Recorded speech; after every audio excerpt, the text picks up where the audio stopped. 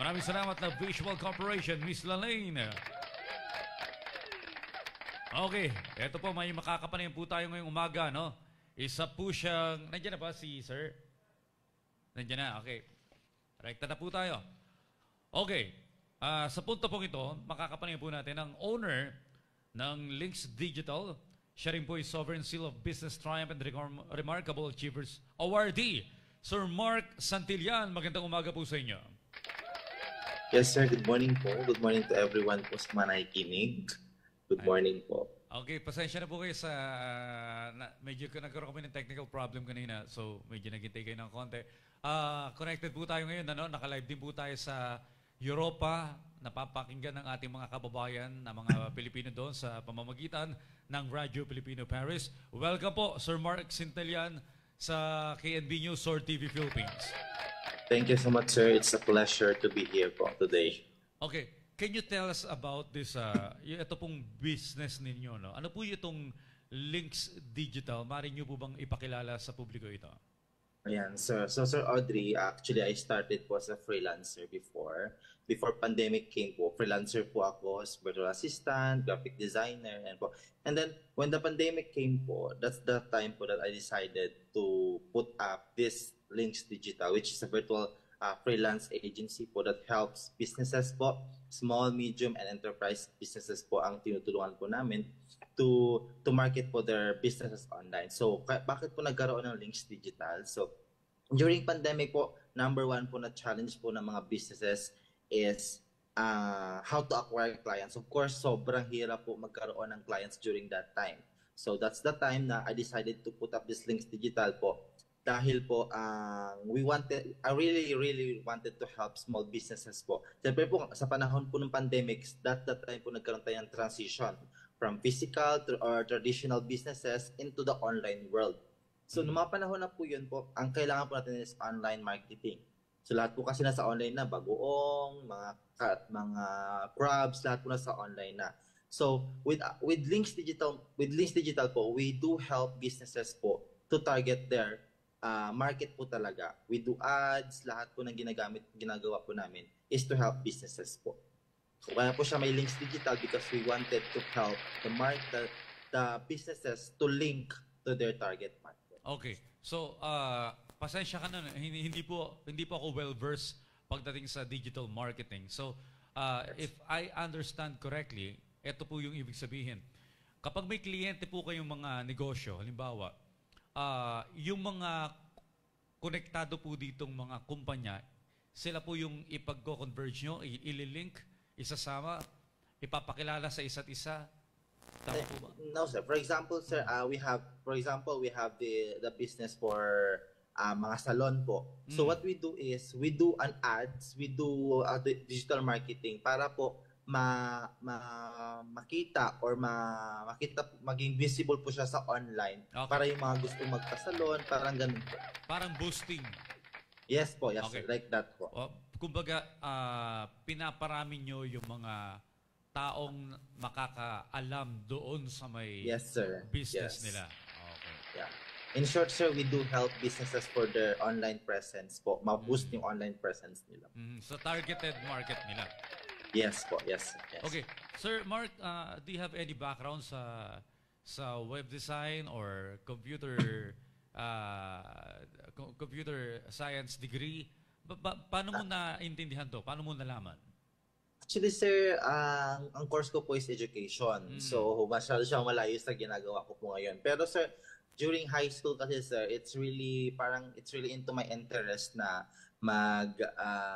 magkalikot ng kung ano-ano. I do yung parang nag-explore po ako sa online, sa mga computer. So that's the time that I decided to na parang yun yung kahiligan ko po. Actually, nag-design po ako before ng mga layout, ng mga tarpaulin, calling card. So yun po yung naging kwan ko po during the time na nag-aaral ako, naging bread and butter ko rin po ng mga panahon na yun. Parang freelance ko po. So, yun po. Nung time po na gusto ko na po siyang i-pursue, yun po na nag-aral din po ako ng mga digital marketing, yan, inaral ko rin po siya, para po mas lalo akong mahasa. Although may mga stock knowledge na po ako about that, so, ang ginawa ko po is, inaral ko pa po. Nag-enroll ako sa mga courses for web design, sa mga social media marketing, digital marketing, social media management. Yan. Okay, so ibig sabihin malayo ito dapat sa Yes, sir. basically sa dapat na trabaho mo. Pero Yes po. what you did is nag-research ka on your own, Yes po. pinag-aralan mo, nag-invest ka sa sarili mo ng knowledge to learn at malaman kung paano ito mapapagana. Tama po ba? Yes, sir. Yes, sir. Yes, sir. Yes po. So, maraming mga kababayan tayo, especially yung mga kababayan natin sa abroad, like now na mga nakikinig, taga-Europa at even sa Hong Kong. Sa kanilang mga pagtatrabaho for so many years sa abroad, some of them gusto nang umuwi ng Pilipinas pero hindi nila alam kung ano yung negosyo papasukin nila dahil all their life naging empleyado sila. What do you suggest? Kasi ikaw nakapagsimula ka ng negosyong digital links, ano? Anong maipapayo mo sa kanila kung sila'y papasok sa pagnenegosyo, Sir Mark? Ayun po. So, in business po, ang pinaka-reality po yan is sobrang madugo ang negosyo.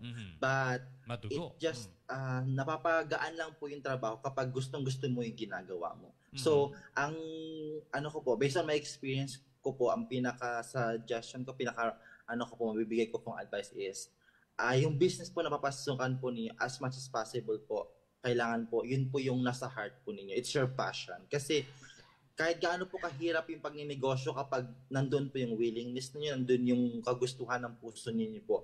It comes along po. Mahirap man po siya pero I do believe po magiging successful pa kasi yun po yung nasa heart ninyo, yun po yung gusto ninyong gawin.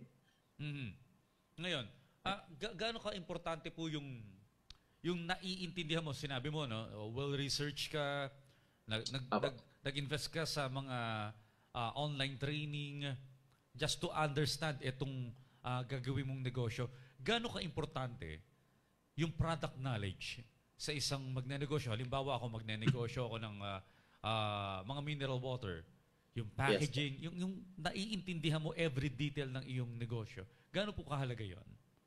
Actually, sir, that is one of the top priority dapat ng mga business owners, ng mga entrepreneur at mga gustong magnegosyo. Of course, para pong we cannot sell what we don't know. We cannot render what we don't know. So of course, number one part, we have to be expert on something that we want to offer po. Ito po ako po personally, kaya ako po inaral ito kasi I want to be someone na hindi lang basta nagbebenta ng mga services na ino-offer po namin, because we wanted to be someone, we wanted to be a firm na makakatulong po mismo doon sa negosyante. We don't just sell our packages. We sell also our expertise, our time, and ang knowledge po namin. Kaya po, very important po yung maging maalam po tayo sa mga services na ino-offer po natin kasi yun po yung number one na kailangan nating i-render sa mga clients na. Okay. So, may mga magtatanong Sir Mark, yes, magkano yung ginastos mo in preparation before mo binuksan itong negosyong ito? Ibig sabihin siguro tinatanong niya, magkano yung ginastos mo doon sa mga seminars mo, magkano yung nag-build ka siguro ng website, ng Facebook page, magkano lahat yung ginastos mo, ginamit mong kapital? Yan.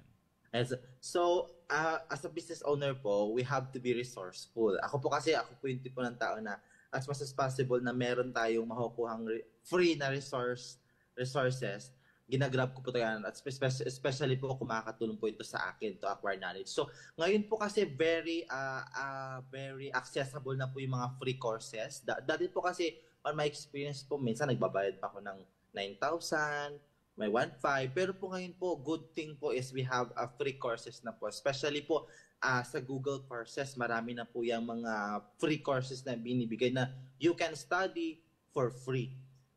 Hindi na po siya kaya lang yung gumastos. Sobrang accessible na po yung mga free courses po ngayon. Okay. Sir Mark, curious lang ako. So, how many clients do you have sa first few months mo sa iyong negosyo?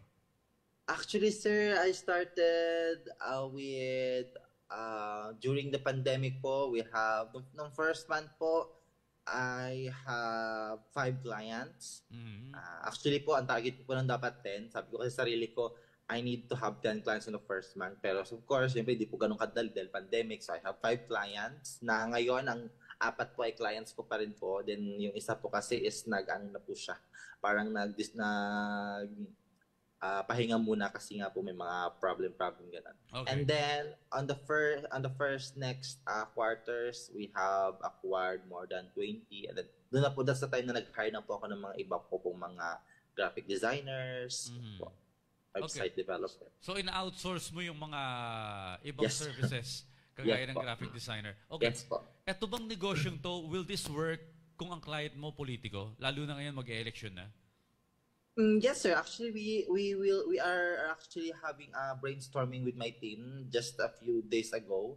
We are going to launch a campaign or an ads targeting those politicians who will run the next election po. We will do a campaign for the PR management, of course, and po.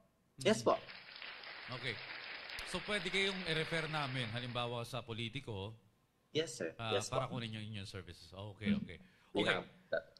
Well, kayo rin po, sir, ay isang awardee ng Sovereign Seal of Business Triumph and Remarkable Achievers. Ano pong nararamdaman ninyo nung sinabing kayo po ay tatanggap ng pagkilala dito? Actually, sir, when I received the email, so overwhelming po nung naka-notify po ako na kami po ay receiver ng isang prestigious award po. Sobra po nakaka-overwhelm, at the same time po sobrang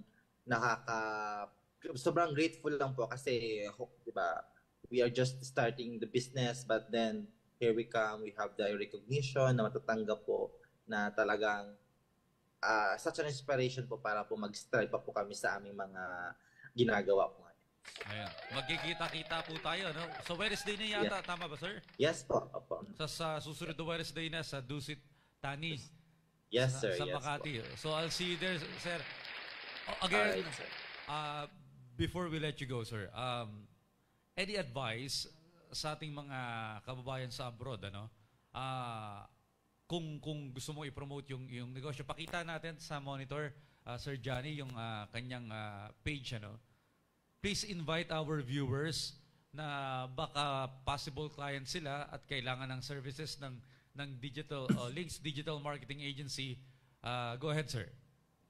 Ayan, so good morning everyone po. So we are Links Digital. We offer various services such as digital marketing, social media management, website design and development, graphic design, logo making, and of course the brand handling. We do brand kit. We give brand kit po. And then po actually po, sir, we are also offering courses na rin po ngayon. We will be launching the courses on the next month po, by September po, na mga courses po. Na anyone who wants to enroll sa courses po are welcome po. Para po kung gusto niyo po ninyo magkaroon ng side hustle, kung gusto niyo po maging social media manager, we do offer po an online courses po for that. Kaya nga. So, pwedeng kayo po ako kasi may mga page din ako, pero hindi ko kayang i-manage eh. Dahil Yes, sir. busy. Pwede rin kayo maging social media manager. Yes ano? po. Yes po. Yes, sir. Okay. Actually, yan sir yung top services po namin ngayon. Social media management. Sige. Can you give us an idea about your rates, sir? Our rates po kasi, our package started from 5,499 per month. Package po yun, sir. 5,499 per month. Yes po, 5,499 lang po. Sobrang mababa po yung one. And anong klaseng services yung makukuha namin doon? Yeah, sa 5,499 po, that is social media management. We do graphic design. Package na po siya ng graphic designing.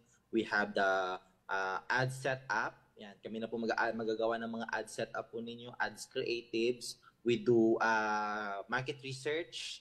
Yan po. So kung ano po yung mga target po ninyo ng market, we do market research, competitive analysis, competitor analysis. So mga competitors po ninyo, ina-analyze po namin for us to give you a perspective paano po natin mapapantayan yung mga competitors natin or matataasan po. We do also analytics. So minsan po kung may nakikita niyo po sa mga page po ninyo, may mga graphs dyan.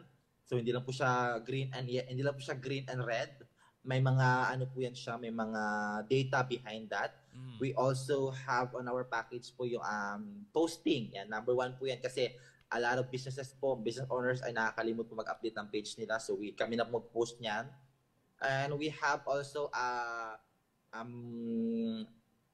hashtag keyword research. So hindi lang po tayo gagamit ng hashtag.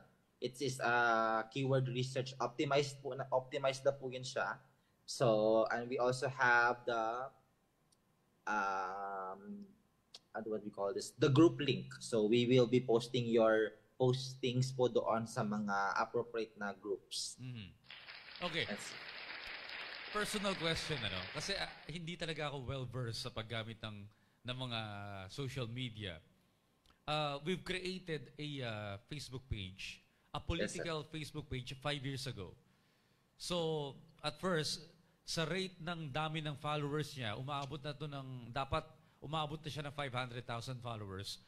Pero, dahil lumipas yung 2019 election, alam mo naman, kapag on the other side of the fence, yung mga kalaban sa politika or different opinion sa kabaliktaran ng opinion mo sa politika, political yung Facebook page.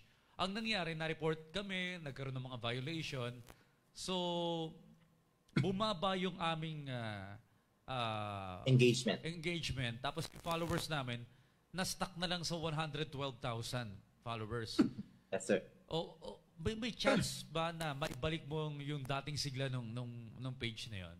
Kasi yes, sir. Actually, kayang-kaya po yun, sir. Ang nangyari lang po kasi doon, sir, is kaya po namin kasama po doon sa package yung optimized may mga hashtag research. Kasi po, when our page was stagnant, kapag na-stagnant po siya, kapag na-stuck po siya, like around, actually po, ang kay Meta po, kung mababasa niyo po doon sa 30 days po, without any, yung visibility niya po is malilesen. Mm-hmm. So, ibig sabihin po, kapag hindi po update yung page po ninyo, hindi po siya ganun ka-active makikita ng mga followers ninyo, ng inyong mga friends, or whoever's na nag-follow po ng inyong mga ng inyong page po. So, ang kailangan po natin gawin, we have to para kumbaga buhayin po natin yung page, and then eventually po it will come back po doon sa trend niya, parang yung pinaka-alignment niya po. Kasi kumbaga parang natulog po yung page ninyo. Tama. Natulog po siya. And then we have to do something para po we have to update that po para po magising siya, and then makapag-align po siya ulit sa trend ng kanyang alignment po. Kasi marami po yan po. Meron po tayo kasi political trend, meron tayong business trend, meron po tayong professional trend, vlogger trend, content creators trend. Marami pong trend na we have to put your page po on track. Alright. Maraming salamat sa lahat ng information na binigay nyo sa amin, and I hope to see you this coming Wednesday. Alright, sir. Sa awarding, at pares tayong tatanggap ng pagkilala. As early as now, I would like to congratulate you for receiving the Sovereign Seal of Business Triumph and Remarkable Achievers Award. Maraming salamat, Sir Mark Santillan. Mabuhay po kayo. Sir, shoutout lang kay La Visual, sir. Ayan, La Visual Corporation.